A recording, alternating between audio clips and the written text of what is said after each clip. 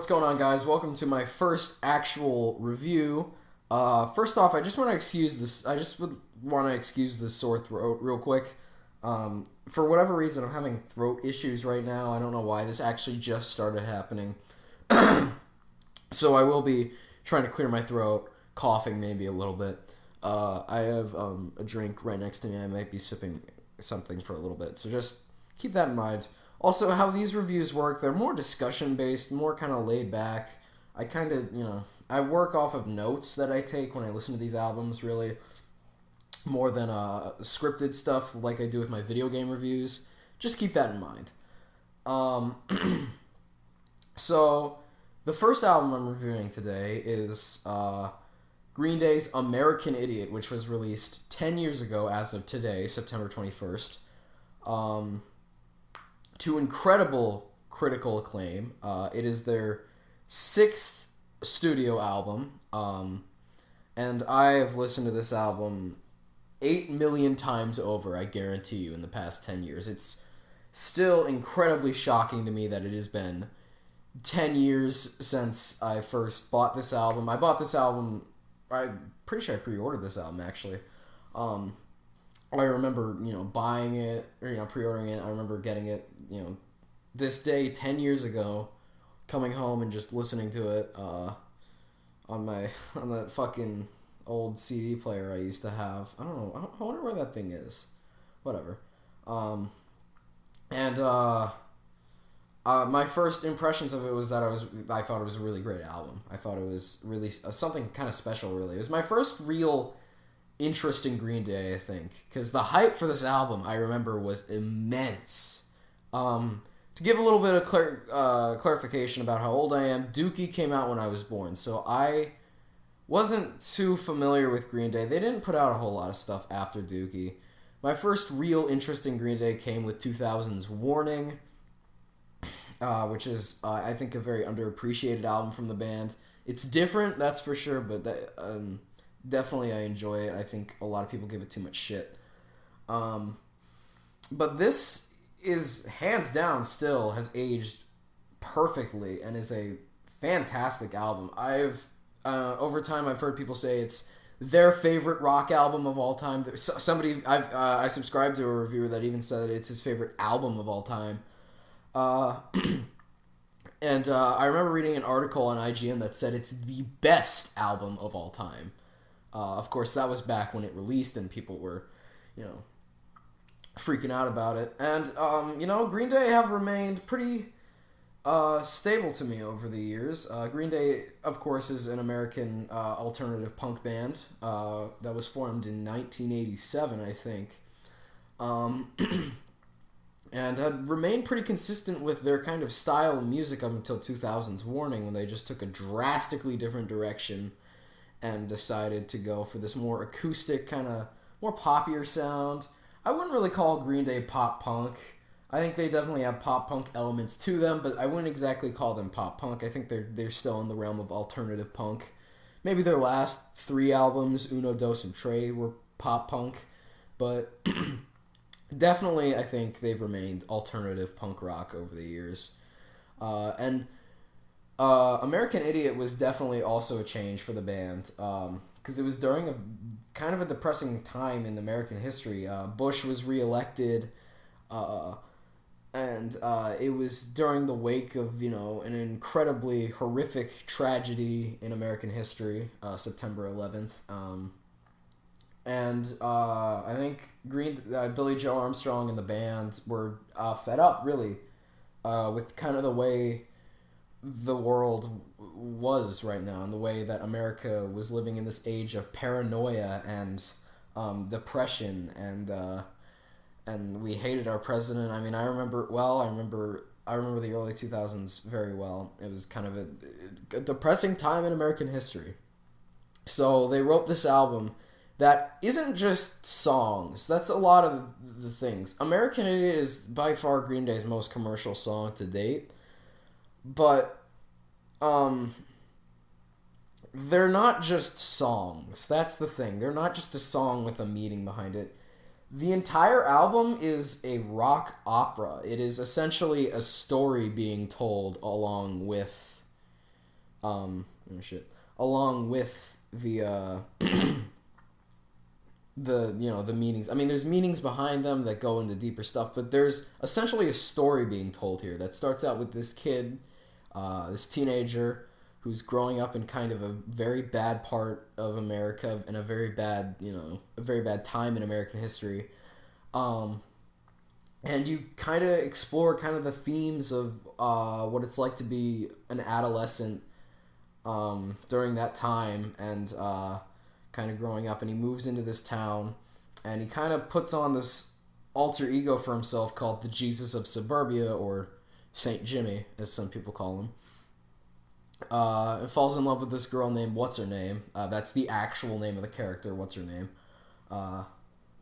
And it's kind of a love story, kind of a I don't know, kind of a Dances with Wolves-esque type thing going on here, I guess. Not exactly, but that's kind of how it goes down. And at one point, Saint Jimmy metaphorically dies when he breaks up with What's-Her-Name and goes back to being just this kid, that's in this town. And by the end of the story, he's realized that while he's trying to change the individual lives of, what's her name and everybody around him, in reality he's not changing jack shit.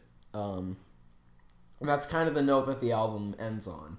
A little kind of a sad ending, a bittersweet ending. But it tells, I think, a very compelling story that a lot of people, not just 10 years ago, but 20 years ago, 30 years ago, and even now can relate to, looking at it 10 years later. I still definitely am able to relate to a lot of the themes. And kind of the thing about American Idiot is that it had an expiration date to it, a metaphorical preemptive expiration date, if that makes sense. Eventually one day, Bush would not be president anymore. We wouldn't have a shitty country, and it'd be kind of hard to understand what people are talking about here, but in a sense, you kind of really do still get what they're saying, and there's definitely still a lot of themes here, like I said before, that you can still relate to, and I think a lot of young people in America today can definitely still relate to. Now, what about the music itself? Done with the whole lyrical thing. Let's go into the music itself. This album, definitely from a musical standpoint, is a mixed bag, I think, kind of, for me. I like a lot of it. I think a lot of it's fucking great. I think it's phenomenal. I still think that this is Green Day's best album to date, looking at it 10 years later. But there is definitely some stuff that is aged in here. First off, this is the album that unintentionally kickstarted the whole emo scene kid kind of thing that was present in the early to late 2000s, which isn't really a good thing, honestly. There's a lot of garbage emo music you can find out there, and it unintentionally did that, but that's how it ended up happening. Songs like, honestly, Boulevard of Broken Dreams and American Idiot, the song I'm saying, and I'm trying to think of the other one. There was another one.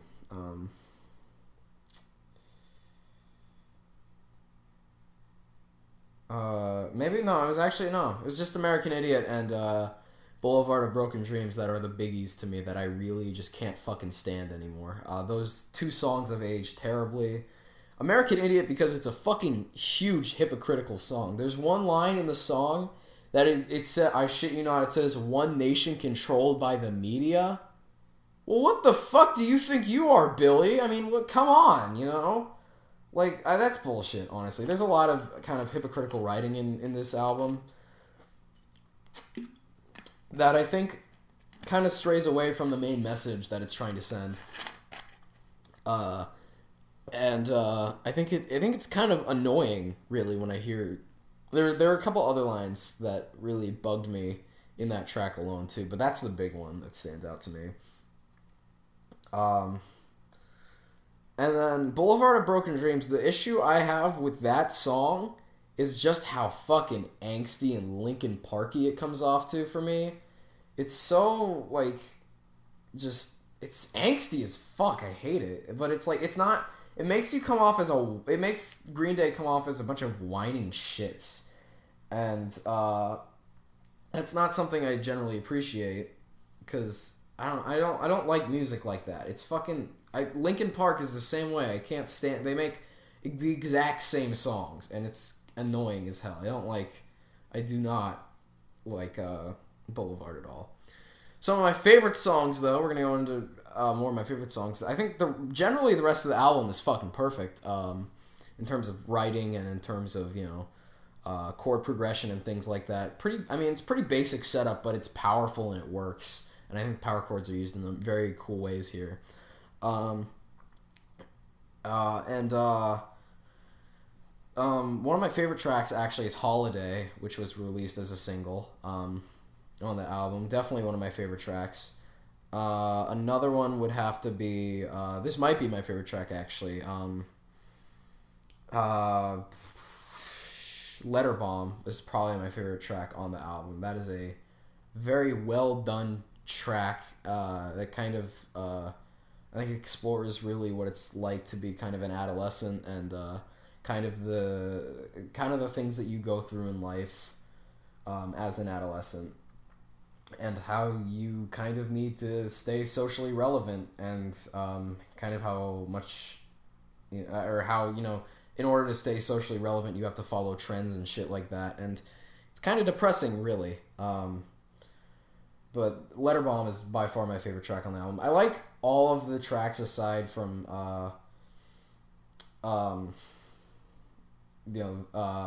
American Idiot, Boulevard of Broken Dreams. I think the rest of the album's pretty good. Jesus of Suburbia is a fucking great track too. 9-minute just rock ballad about the transformation of this kid into the Jesus of Suburbia and how he puts on this alter ego, this party-going punk rocker, snotty SoCal kid, or this punk who doesn't take shit from people. It's a very cool track. And then the last two tracks I also enjoyed a lot too. What was it? Homecoming, which is similar to Jesus of Suburbia. I think that one even goes on longer. I think that's like an 11-minute powerhouse,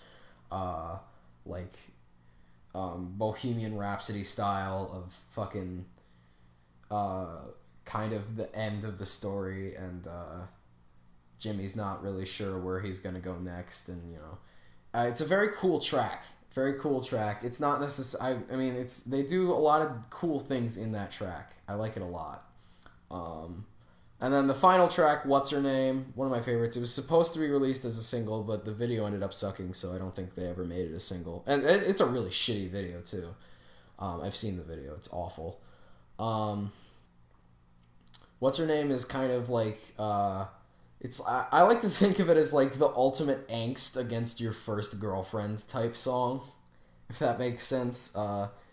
It's very much one of those kinds of songs, but I like it. I think it's an appropriate way to end the album, considering that What's-Her-Name is one of the main characters in this story, and I think it's very, I just think it's very appropriate. Another good track is what is it? I just had it. Oh yeah. Wake Me Up When September Ends. That is, that's a classic Green Day track at this point. Everybody knows it.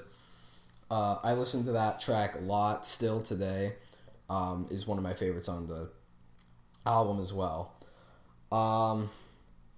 Now, I have the deluxe. I have both versions. I have the standard edition and I have the deluxe version on Spotify, which features 3 more tracks that are non-album tracks, but I guess they put them on there anyway. One is Too Much Too Soon, Shoplifter, and Governator. They all are like hard-hitting. They go back to more Green Day's traditional stuff, which is just balls to the walls, punk rock, power chord shit. I like generally all of them. Governator is my favorite of that kind of lineup of non-album tracks. But they're definitely all pretty good. So, American Idiot, still today, very influential album on my generation. One of my favorite, definitely still one of my favorite rock albums of all time. It's aged strangely to me. I mean, I like it for the most part, but there's some things that come off as really preachy and angsty to me. That kind of, I don't really like that much. But all in all, I'm gonna give this album a 9 out of 10 for one thing being at this point a classic rock album. Everybody knows it, and it's influential album. I love the artwork on it, by the way. And aside from if the songwriting wasn't hypocritical, and if American Idiot and Boulevard of Broken Dreams weren't on it, this album would hands down be a 10 for me. This is a great album. I recommend it to those who are fans of Green Day. I recommend it to those who haven't listened to it before. It's generally just a very influential album on, young adolescents in America. So, yeah. So what did you guys think? This is my first review. 9 out of 10, Green Day, American Idiot.